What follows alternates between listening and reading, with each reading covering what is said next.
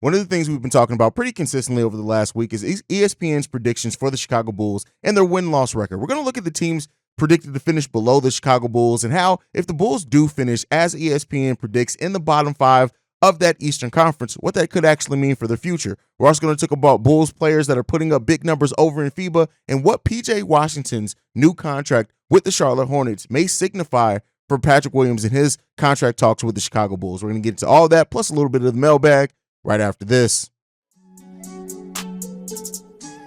You are now tuned in to Chicago Bulls Central, your number one place for all Chicago Bulls news and content.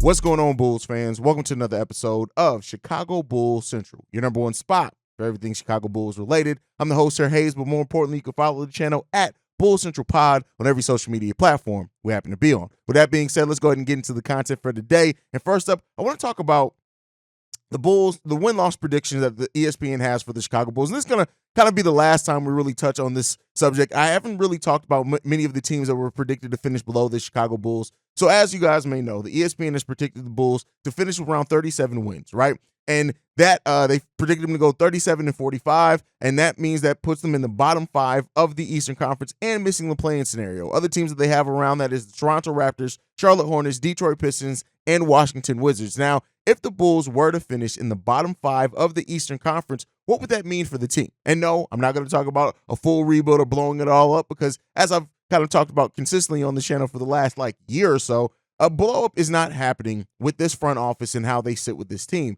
But a bottom five finish for the Chicago Bulls, considering that they do have their own first-round pick outright, meaning they don't have to hope for it to fall in a certain area or whatever. No matter what happens with the Chicago Bulls season this year, their record, they get to keep that pick. And so if the Bulls were to finish in the bottom five of the Eastern Conference, which also put them in the bottom half of the league, right towards the bottom of the league, meaning that they'll have a lottery pick. And so if the Bulls do have a lottery pick, how could that change the future of the Bulls? Now, one question that we always are going to have with this front office is okay, is this front office, even if they do end up with a top 10 pick, are they going to select the right guy? Are they going to get lucky, right? Are they going to, draft another hugely upside guy that we are talking about 3 and 4 years, still being 2 or 3 years away after that amount of time, right? But here's the thing, and I've always said this, is that regardless of what happens, I do think that AK is in a place right now of letting this Bulls team come to whatever the natural conclusion is. I said that last season, and I think that's even more powerful this season, considering that the Bulls have their own first-round pick outright, and it'll be for the first time in three drafts in a row. Because you look at it, last year we owed our first-round pick outright, and then next year we also owe a first-round pick to the San Antonio Spurs. So this is really the Bulls.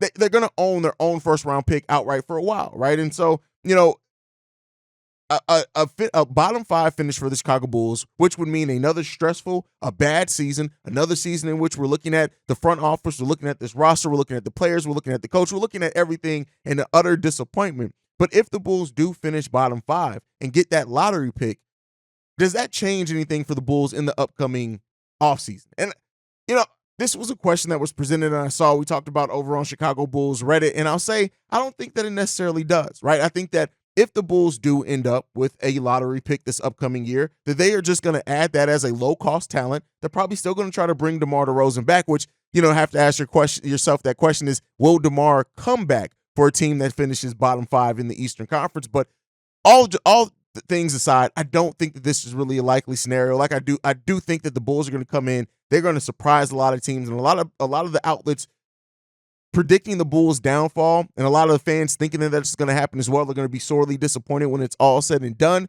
But that chance does exist, and so AK is probably playing the averages here. If this team does disappoint, let's say it does. Let's say this team has another struggle of a season. All right, bet you're getting a lottery pick, right? If the team doesn't and it thrives, you still have your own first-round pick. Could you use it to move some things or whatever else? You're still going to add a low-cost talent. So I don't think that a bottom five finish for the Chicago Bulls, unfortunately, really changes much. The one thing that I would hope that it would change is the head coach. That's my personal opinion, because if you're adding another lottery talent to this team, you have to look at it and say, hey, do we have the right coach to continue developing all these young guys we keep acquiring over the last couple of years? But, somebody asked, in the comments, and like I said, we had the conversation over on Bulls Reddit, about what would happen if ESPN's predictions is right. I just think it doesn't really change much. I think AK is still going to stay the course and let this team go naturally and develop naturally, hopefully, and he's going to hope that it's going to end up paying off in the long run. We'll end up seeing if that's the case. But all right, let's get into the next topic for today. So we got some Bulls players that put up huge numbers over in FIBA play. We had Nikola Vucevic against Mexico putting up 27 points, 10 rebounds, 4 blocks. Listen, Vooch looked like old all-star Vooch out there, and it was good to see him out there. And we've seen players before with international play. It's kind of used as like an extended training camp, right? So the players are coming in with already ready to go, right? And so we don't have a lot of Bulls players playing over in FIBA. We don't have one Bulls player on the U.S. team, but we do have him and Carlik Jones, who we're going to talk about as well. But Nikola Vucevic, I think playing over internationally, as long as knock on wood, no injuries happen, I think it's just going to have him. He's already a vet. He's going to come in. He's going to be ready to go. But, that conditioning, all those things, getting back from off-season mode to in-season mode is going to be easy transition for him. And hopefully he really hits the ground running, much like we want to see the team do overall. Now, Carlik Jones put up an absolute monster of a stat line. 35 points, 11 assists, 6 rebounds, 4 steals. I've never seen Carlik Jones play on-ball defense the way that he did in international play, and that could be players a little bit smaller there. He's not as outsized as what he is playing in the NBA level. And so I wanted to acknowledge it. The reigning G League MVP, I still do think there's a high probability and chance that Carlik Jones is not brought back by the Chicago Bulls. I do think that, there is a chance they're going to non-guarantee his deal. They have until October 16th to do it, but Carlik Jones is going to get a shot, whether it's on another G League team or eventually on the NBA level, and not just because of his scoring. I think that when you look at the activity, Carlik Jones does have some playmaking ability. Not the greatest playmaker. He's never going to be a player that you want to set up your half-court offense or anything like that. And I look at Carlik Jones scoring, especially in the G League, and I think that he's going to have difficulty getting that shot off. But Carlik has shown some other things in his game that you can look at and say he's going to get a shot. Maybe it's here on the Chicago Bulls. Considering the guard depth that we have, I don't necessarily expect it. But hey, shout out to Nikola Vucevic and Carlik Jones for both putting up pretty big numbers for their international teams over in FIBA. But all right, let's get into the last topic for today before we get into the mailbag. So PJ Washington was one of the biggest name free agents still remaining out there, right? And he was a restricted free agent, which really added to why he hasn't really gotten offers from other teams. I know a lot of Bulls fans were hoping that the Bulls were going to make an offer, even though they couldn't have with the disabled player exception, and they weren't going to ever use their full mid-level exception on a player like PJ Washington. But he gets a 3-year, $48 million deal that's rated at $16 million annual average salary. So that's what it is. But I want to talk about what that could mean for Patrick Williams in this upcoming contract scenario. Now, they're both in very different situations. When you look at the Charlotte Hornets, them bringing back Miles Bridges, them also drafting Brandon Miller, they have that forward depth on that team is going to be it's getting deep over there, right? And they have something, it's a good thing to worry about when you have those players that all kind of play around that 3-4 position. You could throw in Gordon Hayward in that as well, even though I don't think he's going to factor into their long-term plans personally, but they have that. And so PJ Washington getting $16 million on average a year, I think does set a precedent in a way. Now you look at it, he's older than Patrick Williams by 3 years, I think. So he's older than him considerably. Well, shout out to Patrick Williams, whose birthday just passed yesterday. He just turned 22 years old. But it's not that much of a difference to where I think it's going to play hugely in the contract negotiations. But when you look at PJ Washington, he was their 4th overall scorer last season, averaging 15.7 points per game, about 5 rebounds per game, 2.4 assists on 44% shooting from the field. And PJ Washington, much larger part, even though he's the 4th largest scorer on that team, much larger part of their offense, getting 13.5 shots per game, the most in his NBA career last season with the Charlotte Hornets, shooting the ball at a 34% clip from three-point range, taking about 5.9 three-pointers per game. But I do think this kind of sets that area in what we can expect Patrick Williams. We know he can sign a contract extension upwards of over $100 million per year. And while the Chicago Bulls, I think, are going to be more motivated to keep Patrick Williams than what the Charlotte Hornets were with PJ Washington, it does start getting there. The one thing we know about the NBA, you start seeing kind of precedent set with salaries. And with the salary cap rising each and every year, Patrick Williams going into restricted free agency next year, his qualifying offer is $12.9 million. So we already know he's getting more than that qualifying offer. So as we push closer, I do think that this may set up Patrick Williams to get about $18 million annual average value out of that salary. And so I know a lot of Bulls fans are going to look at that and say, damn, you're paying Patrick Williams, who's your fourth option on offense, maybe even fifth at times, who is passive P at times, things like that. You're going to pay him $18 million a year. Keep in mind, $18 million a year factors into less than 10% of the salary cap, especially as it's projected to increase. But I do think that that's the contract value around that we can expect Patrick Williams to be at. Now, can Patrick Williams up his output, right? And it's not just about scoring. I think so often with Patrick Williams, I put myself out there, right, as far as holding myself accountable, and other Bulls fans, we talk about it in the sense of scoring. Patrick Williams' value is much more than scoring, and most NBA players' value is much more than scoring, especially with the brand of on-ball defense that Patrick Williams plays. We already talked about, the isolation, least scored on player in isolation, all that. That's a great number and whatnot. But I think when you look at Patrick Williams and how he can impact the game, it's more than scoring, right? Especially on this version of the team with as many ball-dominant players that we have on this team. The way that Patrick Williams needs to impact the game overall next season, yes, he needs to take open shots for sure, right? We want to see them take that more confidently, but it is playing lockdown defense where you can, right? Getting out in transition where you can, rebounding the ball better, blocking shots a little bit more, upping the frequency and volume of that. His block percentage is actually pretty good. Last time I checked, I believe he was in like the 88th percentile as far as in block percentage, right? As far as the blocks that you're in position to get, he gets about 88% of those. But we all know that Patrick Williams can increase with the aggression level, things like that. And so I expect Patrick Williams to get about $18 million a year looking at that. Now, we could get another deal signed that can drastically, change kind of that market value. And it really comes down to the Bulls, right? And how they're able to value Patrick. They may not want to even get into a place of him going out and finding his own deal in restricted free agency, much like they really didn't with Kobe. And we saw them sign Kobe right at the start of free agency.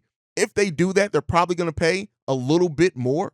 So be on the lookout for that too. But I do think that I don't think P. Will is going to get the max unless he really shows out this season. And again, it's more than just scoring for him to technically show out. But if he does that, it could be a pretty good season for Patrick Williams as far as him stepping up and being more of that gap filler is what we labeled him before, is this filling the gap between the starters, right? Being the guy who kind of congeals everything together. And then when you do get more opportunities, right? At times last season, we did see Patrick Williams kind of stay more passive at times, even when DeMar and Zach were off the floor. I don't want to see Patrick Williams all of a sudden turn into this, oh no, give it to me, everything's going through me, I'm just shooting it, because that's not his game. But Patrick Williams offers so much as far as well-rounded possibility. Want to see him facilitate more. That would be on head coach Billy Donovan, allowing him more opportunities to facilitate at times when like a DeMar's off the court, things like that, right? We want to see Patrick Williams start taking those steps,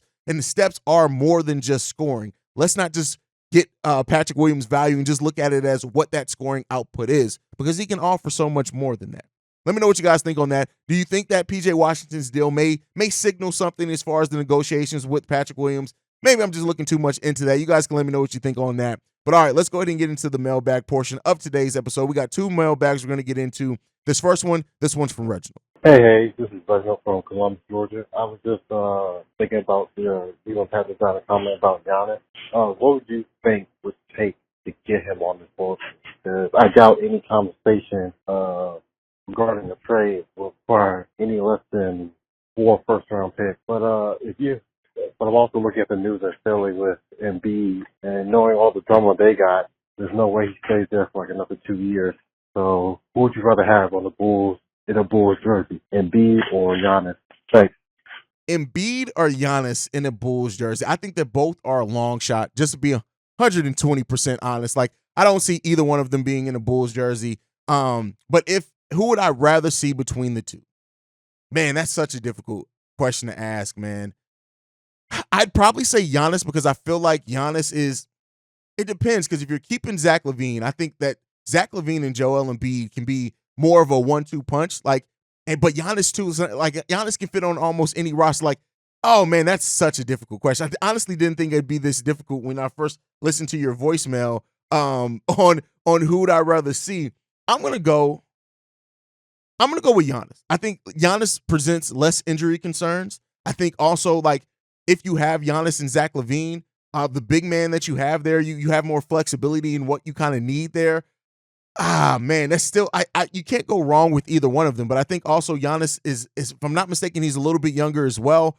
But Joel Embiid is just such an amazing player too. Like it's just, man, that guard big man combo, such a deadly combo in the NBA that it's like you tend to want that if you can get it. If you can get a great big man paired with even an above average guard, especially scoring wise, like that's monstrous. But you look at both players in Giannis and Joel Embiid, both averaging over 30 points per game, both being effective shooters, scorers as well, both having the ability to put the ball on the floor. I think maybe Joel Embiid is a little bit more of a versatile offense. I still don't even know if I feel comfortable saying that. Like, man, that is really a difficult question. I'm going to go with Giannis. I'm going to stick it in with Giannis because I just think I look at Giannis and I say that Giannis is just an amazing player. Joel Embiid has injury concerns. When you look at Giannis's career over the last handful of games, handful of years, he hasn't played any season in his NBA career. He hasn't played less than 61 games. 61 games is the least amount of games that Giannis Antetokounmpo has played since his career began. We're talking about Joel Embiid, 31, 63, 64, 51, 51, 68, 66. So shout out to Joel Embiid for getting more healthy over the last couple of years. But like, Giannis is just like Iron Man. So I'm going to go with Giannis Antetokounmpo on this one, but you guys can let me know. You can't go wrong with either one.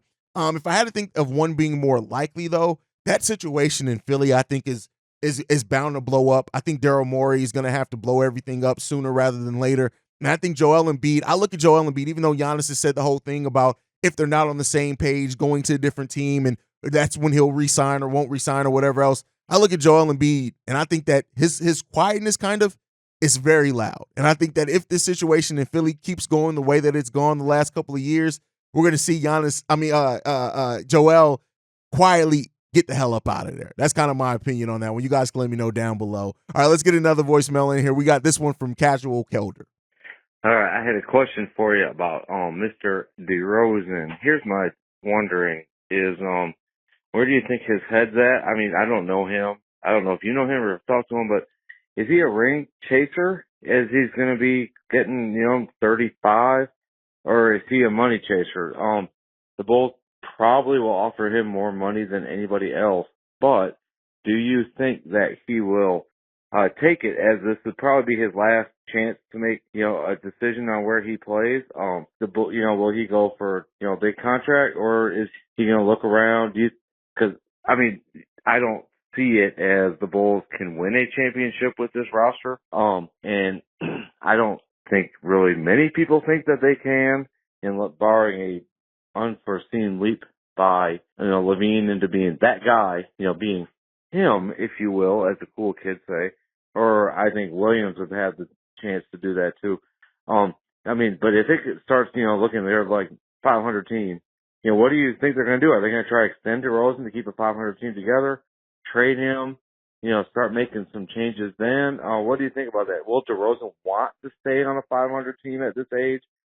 Just where do you think that would shake out, or is that going to be the catalyst to some changes? Let me know what you think, man. Bye. All right, this is actually one of your better voicemails. I'll give you credit for that one. Will DeMar DeRozan ring chase? I wish I had a more solid answer for you on that one, brother, because I really look at it and say, damn, there's a possibility he will, right? Like, I think people got to remember too, like DeMar DeRozan and the Chicago Bulls, that was not, like, I don't even think the Bulls were probably on DeMar DeRozan's top 5. Like, it kind of came out of necessity. DeMar didn't get the deals that he wanted. Some of those teams kind of backed out as well. And the Chicago Bulls were sitting there ready to make a move, having some money and some flexibility in what they can do and operate a sign and trade. And they made it happen. But DeMar's time here in Chicago has been great. I think Chicago has treated him well. I think he's taken to the city well. I think that the fan base loves him here. And I think that DeMar DeRozan is a loyal guy. I don't think DeMar would have ever, for example, left Toronto had they not traded him away. So because of that, I do think that there is a possibility for sure that DeMar DeRozan stays here in Chicago. But that ring chase possibility always increases as players get older, especially a player like DeMar. You look at the accolades that he's had in his career. Yeah, hasn't won a bunch of single player awards or anything like that, but like he's about to be top 25 in scoring in the NBA, possibly in history, right? And so he may want that last accolade of winning an NBA title before he rides off to the sunset. And I, for one, I would not blame DeMar DeRozan. DeMar DeRozan left the Chicago Bulls and joined a contender. I would have no ill will to DeMar DeRozan for doing that. None. He came into Chicago. He was exactly what we needed. He's mentored the young players. And like I said, the impact that DeMar DeRozan has had on the young guys here is hopefully going to be something that pays off dividends for years and years to come for the Chicago Bulls, as long as those guys stay in the Chicago Bulls organization. So I would honestly put it at a 50-50 chance. I do think the Bulls are going to offer him the most money. And it just comes down to, is the money enough? And I don't like the way that you worded that, saying, is he a ring chaser or is he a money chaser? I don't look at DeMar DeRozan chasing money. I don't think that that's what it is, but I do think the Bulls are going to offer him the most money, and DeMar deserves to try to get that NBA title before he retires. He deserves to do that. With what he's done, he deserves that. So I'll put it at 50-50, but the Bulls are going to offer him probably the most money. It just really depends on what DeMar DeRozan's motivations are. You guys can let me know what you think on all that down below. That's my time for today. Make sure you guys are following the channel at Bull Central Pod. You can send us any feedback, questions, comments, concerns, bullcentralpod@gmail.com. And lastly, if you want to leave a text message and our voicemail for the mailbag episodes, the number to do so, 773-270-2799. We are the #1 spot for everything Chicago Bulls related because of you guys. We've been doing it for 2 years, man. And like I like to end every episode on, go Bulls. Love you guys. See red if you can, y'all.